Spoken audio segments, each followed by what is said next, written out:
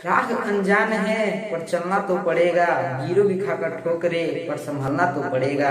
राह अनजान है पर चलना तो पड़ेगा, गिरो भी खाकर ठोकरे पर संभलना तो पड़ेगा। बस सीखते रहो ठोकरों से जिंदगी के कुछ सबक, दूर खड़ी मंजिल को पास आना ही पड़ेगा, दूर खड़ी मंजिल को भी पास आना ही पड़ेगा। हेलो दोस्तों, स्वागत है आपके अपने यूट्यूब चैनल स्टडी विद मस्ती में। दोस्तों मैं हूं अरविंद कुमार। आज हम लोग पढ़ने वाले हैं एवरेज का पार्ट 3। इससे पहले हम 2 वीडियो अपलोड कर चुके हैं। यदि आप नहीं देखे हैं तो वीडियो डिस्क्रिप्शन बॉक्स में उसका लिंक मिल जाएगा, वहां से सबसे पहले आप उसको देख लीजिए। उसके बाद अगर आप इसको देखिए आज का हमारा पहला क्वेश्चन है, एक कक्षा में 3 विभाग ए, बी तथा सी, जिसमें क्रमशः 20, 30 तथा 50 छात्र है, जिसका औसत प्राप्तांक 60%, 72% और 78% है। तो बताए कि पूरे कक्षा का औसत प्राप्तांक क्या है। इसमें हमको क्या पूछा है, पूरे कक्षा का औसत प्राप्तांक पूछा है। ठीक है, तो देखिए शुरू से प्रदेश में क्या कह दिया हुआ है। एक कक्षा में 3 विभाग है। कितना विभाग है? 3, जिसका नाम है, पहले का नाम है ए, दूसरे का बी और तीसरे का सी। तो लिख लेते हैं, विभाग कितना दिया हुआ है? 3, जिसमें पहला का नाम है ए, दूसरा का नाम है बी और तीसरा का नाम है सी। उसके मतलब जिसमें क्रमशः 20%, 30%, सॉरी 20, 30 तथा 50 छात्र हैं। ठीक है, छात्रों की संख्या कितनी है? छात्रों की संख्या कितनी है? ए में कितना है? 20, बी में कितना है? 30 और सी में कितना है? 50। ठीक है, अब देखिए उसके बाद से बोला है कि जिसका औसत प्राप्तांक 60%, 72% और 78% है। यहां पर लिख लेंगे औसत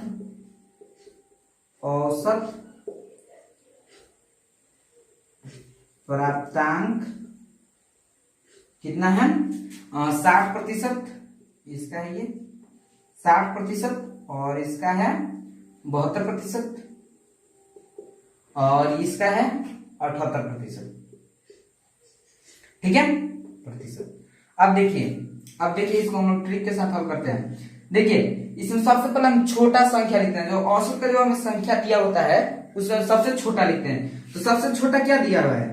औसत प्राप्तांक में सबसे छोटा 60, 72 और 78 में सबसे छोटा क्या है? 60। तो लिख लेंगे 60% प्लस। अब देखिए हम ये देखेंगे कि 60 से 72 अधिक कितना है। तो कितना अधिक है? 12।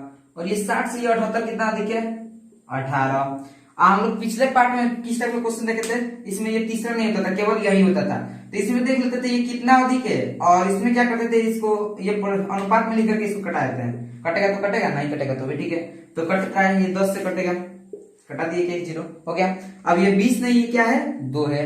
ये 30 नहीं, ये क्या है? 3 है। और ये 50 नहीं, ये क्या है? 5 है। ठीक है, अब देखिए तो पिछले पार्ट में क्या करते थे, ये नहीं होता था, केवल 2 ही होता था। तो इसमें क्या करते थे, 12 है तो 12 36 और बॉटम को टोटल संख्या जोड़ करके लिख देते थे। ठीक है, लेकिन यहाँ पर देखिए, यहाँ पर 3 को संख्या है। तो सबसे पहले तो अब यहाँ पर 3 बार तो नहीं लिखेंगे, तो क्या करेंगे, 12 में 3 से गुणा करेंगे तो क्या हो जाएगा? 12 36 प्लस 18 में 5 से गुणा करके क्या हो जाएगा? 18 5 90। जोड़ देंगे कितना हो जाएगा? 6 और 9 3 12, यानी कि 126। तो यहाँ पर लिख लेंगे 126 और बाटा में टोटल कितना संख्या है? तो टोटल कितना है? 2, 3, 5, 5 और 5 10। टोटल कितना संख्या है? 10। और ये लिख देंगे हम प्रतिशत में। ठीक है, अब देखिए सॉल्व करते हैं। तो ये हो जाएगा 60% प्लस इसको आप करेंगे तो ये हो जाएगा 12.6%। जोड़ देंगे कितना हो जाएगा? 72.6% ही हमारा आंसर होगा। ठीक है, और वही अगर इसको हम कॉन्सेप्ट के साथ हल करते तो क्या करते, इसमें 20 से 60 से गुणा करना पड़ता, फिर 30 में 72 से गुणा करना पड़ता, फिर 5 में 78 से गुणा करना पड़ता और सबको जोड़ करके आओ, फिर 30, 20, 50, 50, 50, 100 से फिर भाग देना पड़ता। तो क्या निकलता हमारा? 72.6% निकलता। ठीक है, तो ये क्या हो जाएगा हमारा? 72.6% आंसर हो जाएगा। आइए अगले प्रश्न को हल करते हैं। आइए दोस्तों अगले प्रश्न को हल करते हैं। देखिए हमारा अगला प्रश्न है 2 नंबर। एक छात्रावास में 1800 विद्यार्थी है, जिसमें 40% लड़की है। यदि लड़कों का औसत प्राप्तांक 80% है तथा लड़कियों का औसत प्राप्तांक 86% है, तो बताए कि पूरे छात्रावास का औसत प्राप्तांक क्या है। ठीक है, पूरे छात्रावास का क्या पूछा है? औसत प्राप्तांक पूछा है। अब देखिए शुरू में दिया है एक छात्रावास में 1800 विद्यार्थी है। विद्यार्थियों की संख्या कितनी है? विद्यार्थियों की संख्या कितनी है? 1800 है। हालांकि इसमें इसका कोई काम नहीं पड़ेगा, बिना इसके ही आंसर निकलेगा। देखिए जिसमें 40% लड़की है। ठीक है, लड़कियों की संख्या कितनी है? 40%। लिख लेते हैं संख्या संख्या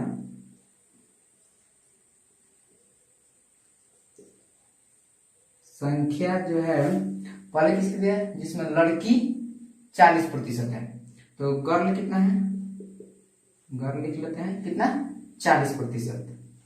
और बोला यदि लड़कों का औसत, अब देखिए यहाँ पर जब लड़की 40% है तो y ऑटोमेटिक कितना हो जाएगा 60%। जब लड़की का हमें परसेंटेज दिया है 40% और लड़कों का नहीं दिया, जबकि इसमें केवल लड़का और लड़की है, तो जब लड़की 40% होगी तो लड़का कितना होगा ऑटोमेटिक 60% ही होगा। उसके बाद देखिए बोला है यदि लड़कों का औसत प्राप्तांक, यहाँ पर क्या दे दिया है अब औसत प्राप्तांक, देखिए इसका और इसका, इसमें देखिए क्या बोला है लड़कियों का औसत प्राप्तांक लड़कों का औसत प्राप्तांक 80 है, लड़कों का कितना है 80 है, और लड़कियों का औसत प्राप्तांक 86% है।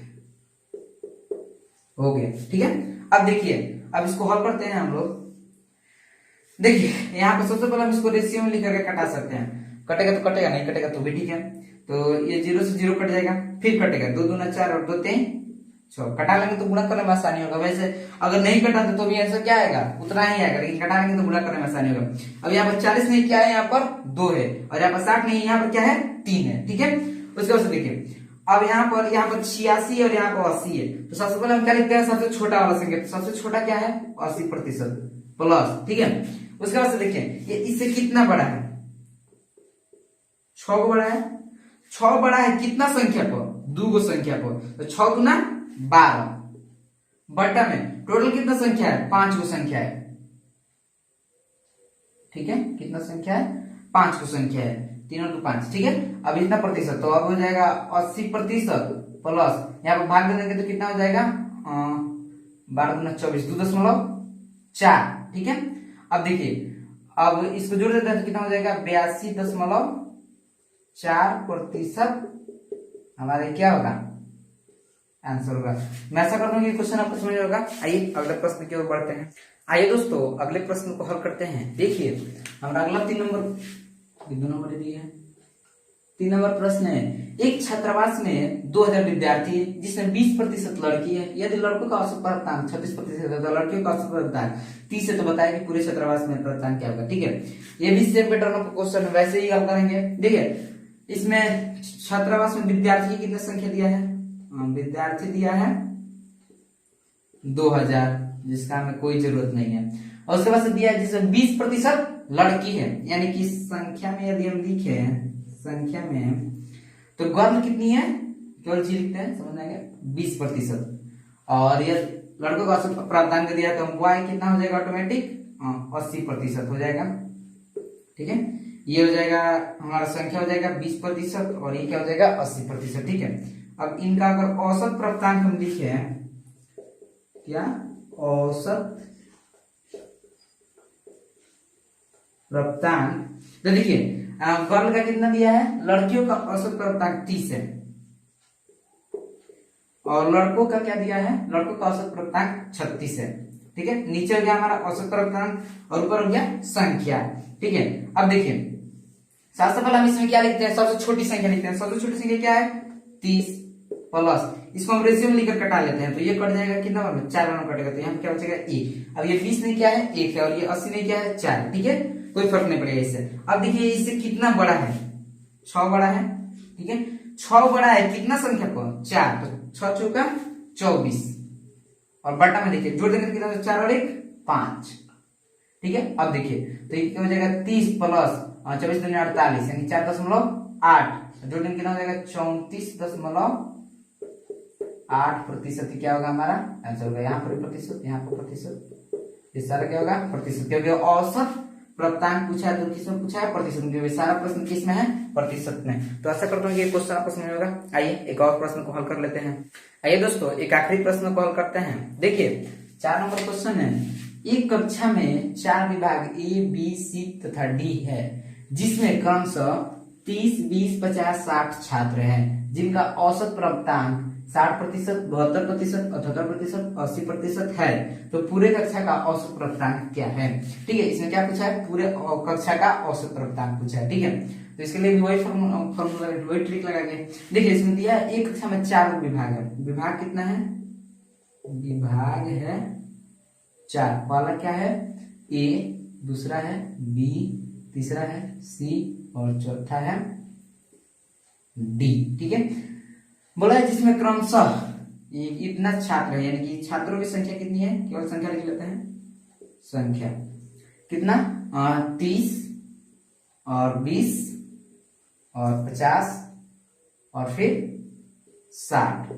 ठीक है, ये इनके विभाग का छात्रों का संख्या। ठीक है, उसके बाद बोला इनका औसत प्राप्तांक क्या दिया है? औसत प्राप्तांक। ठीक है, औसत प्राप्तांक दिया है 60%, दूसरे में 72% और तीसरे में 78% और चौथे में 80%। 80%। देखिए अब देखिए इसको कैसे हल करेंगे। यहाँ पर सबसे पहले ऊपर वाले को रेशियो में लेकर कटता है तो कटा देंगे, कट जाएगा, ये कट गया।